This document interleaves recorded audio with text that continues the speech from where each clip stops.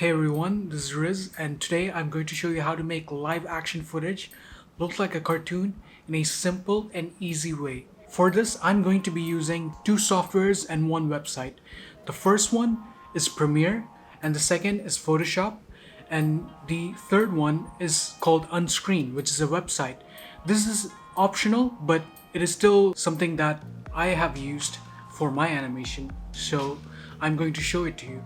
Firstly, we have to shoot the footage. Preferably, for this particular effect to work well, we'll have to put the camera on a tripod rather than film a moving shot or having more than two actors moving in the scene. However, if you don't want to remove the background, you can film it however you want. Secondly, I'm going to remove the background, which is still optional, but I'm going to show you. For this, we'll have to use the website I mentioned called Unscreen. This website allows you to remove the backgrounds fairly effectively without a green screen. It's not perfect as there are some glitches, but for what it's worth, I still think this is a good program. Now, this does have both a paid option and a free option. The paid option removes the watermark and allows you to upload clips longer than, let's say, 10 seconds. So for this tutorial, I'll use the paid option because it removes the watermark, and I'm going to download the background removed clip through the Pro bundle, which is going to be good for editing on Premiere or DaVinci or whatever editing software that you're going to use. And once you've downloaded the clips, you'll see that there are actually two clips. One is the alpha and the other is color. The color is basically the original clip you uploaded, while the alpha is the mask of that clip. Thirdly, we can put the clips into our editing software. I use Premiere Pro, but if you use similar softwares like Final Cut, I think it should still work similarly. Once we put the clips in, we'll have to put the alpha at around the 6th layer and add a track matte key on the color layer.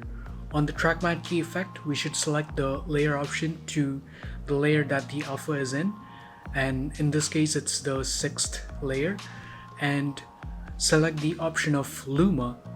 This would give you the effect of the background removed. Now we can start the real process. Firstly, you gotta copy the color layer and drag it 3 times to the top. This would give you 4 layers in total. We can start from the top layer, so we can toggle off the view of the bottom layers. Let's add threshold and set the opacity to soft light. We couldn't see the effect yet and it's in black and white, but this we'll get there soon, just hang in there. Adjust the threshold to the main highlights of the image, then toggle off the view and turn on the view of the next layer in the bottom. Repeat the effect, only now we'll have to adjust the threshold to the midtones. Then for the bottom layer, we'll adjust the threshold to the shadows. Now toggle on all the views and you'll get a fairly animated looking image. Now here you can still go and adjust the effect in the individual layers to your liking. Not all images work the same way, since some images are bright and some images are dark, and sometimes you don't need all 3 layers, but for a typical well-lit image, 3 layers should do. Lastly, for the background, especially if it's a still image, we recommend using Photoshop since it's easier to handle than on Premiere within the same timeline. Take the image you want, copy it down to 4 layers on Photoshop, turn the top 3 layers into smart layers so that you can adjust it afterwards. Select the soft light opacity for all 3 layers and put threshold just like how we did in Premiere. Now save the image and drag it back into the timeline. You should have your animated video. You could also add an adjustment layer on top for any effects or overlays you want, like making it look like old film or VHS. That's up to you. When you render out the video, it depends on whether you're looking for a high quality look or a more low quality look. If you want to make it look like TV from some time ago, you could select the settings to upper first and also set the resolution to, let's say, 720 or 480. If you want a high quality look, then you can save it however you want. As for moving backgrounds, it works the same way as the first way I showed you with the animation. Only downside to this is that there will be a ton of layers on your timeline and it could get very difficult to edit or preview, and overall the computer will just get very slow unless you have a really good PC or computer.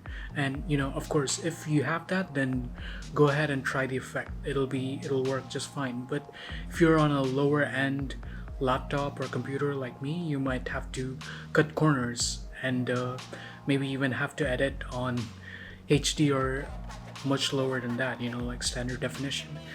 Moreover, if you have multiple clips you want to edit, or you've exported an edited film into on-screen, there does show some hiccups when the character enters or exits the frame. This would mean editing out that part when you're putting the animation together, which in turn causes some glitches in Premiere, like the threshold effect not working or the alpha showing another sequence of events. And one way I found to tackle this is to move the alpha up and change the settings on the effects on the respective clips. Or you can export out the video and re-edit the exported video. This does reduce the quality, but if you want a lo-fi old school sort of look, I think this should work. So this whole effect I actually learned while I was editing posters on Photoshop, like just fan-made posters and all. And also while I was making my feature-length silent film, Waterfront, that is coming out very soon, and I can't wait to share it. The trailer is actually in the link below, so if you're interested in checking it out, please do. It's in the description. I also want to tell everyone that I'm not an animator. I'm sure there are a lot of other channels who could show you different styles of animation, and of course the more traditional animation. For me, I'm just a guy experimenting. I also got inspired by Joel Haver, who did his Absinthe animations around last year, and that got really popular. That also inspired me quite a lot into sort of developing this effect into something that could be done on rather than just a poster, try to do it in a video form. So if you found this video helpful, please give it a like and please share with your friends or people that might be interested. And of course, please subscribe so you don't miss a video. I'm hoping to make more videos like this and also more vlogs. So yeah, thanks a lot for watching, and I can't wait to come with the next video. See you.